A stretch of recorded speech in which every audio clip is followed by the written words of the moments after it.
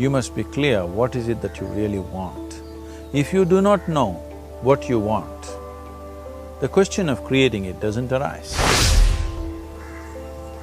You might have heard of people for whom they asked for something and beyond all expectations it came true for them.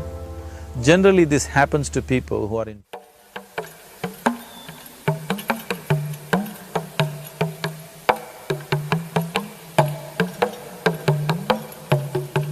Let's say you want to build a house.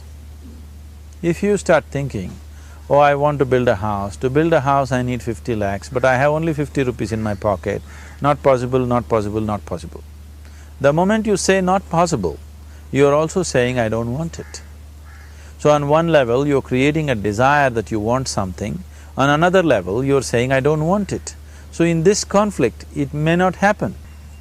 You might have heard of people for whom they asked for something and beyond all expectations it came true for them. Generally, this happens to people who are in faith. Now, someone who has some faith in a god or in a temple or whatever, who is simple-minded, faith works only for those people who are simple-minded. Thinking people, people who are too much thinking, for them it never works. A childlike person who has a simple faith in his god or his temple or whatever, he goes to the temple and says, Shiva, I want a house. I don't know how, you must make it for me. Now in his mind there are no negative thoughts. Will it happen? Will it not happen? Is it possible? Is it not possible? These things are completely removed by this simple act of faith. Now he believes Shiva will do it for him and it will happen. So is Shiva going to come and build your house? No, I want you to understand, God will not lift his little finger for you. What you refer to as God is the source of creation. As a creator, he has done a phenomenal job, there's no question about it. Could you think of a better creation than this? Is it in anybody's imagination to think anything better than what is there right now? So as a creator, he has done his job wonderfully well. But if you want life to happen the way you want it, because right now, the very crux of your happiness and your well-being is this, if at all if you're unhappy, the only and only reason why you're unhappy is life is not happening the way you think it should happen. That's all it is. So if life is not happening the way you think it should happen, you're unhappy. If life happens the way you think it should happen, you are happy. It's as simple as that.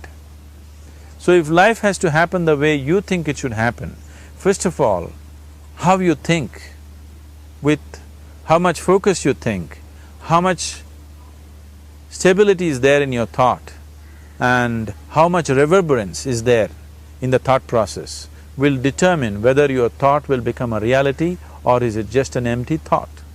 Or how you do not create any impediments for your thought by creating negative thought process.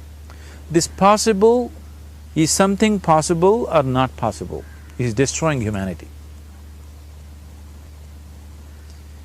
What is possible and not possible is not your business, it's nature's business. Your business is just to strive for what you want. Right now you're sitting here, if I ask you two simple questions, I want you to just look at this and answer this. Right now from where you're sitting, can you just fly off? You say no. Right now from where you're sitting, can you get up and walk? You'll say yes.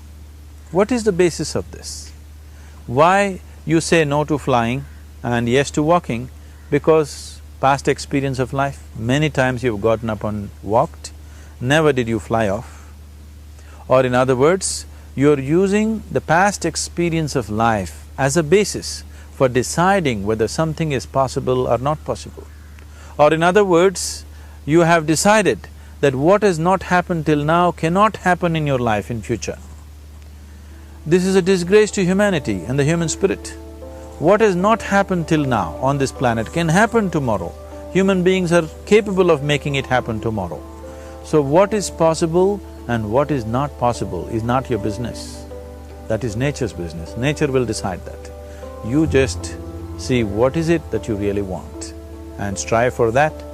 And if your thought is created in a powerful way, without any negativity, without any negative thoughts bringing down the intensity of the thought process, the first and foremost thing is you must be clear what is it that you really want.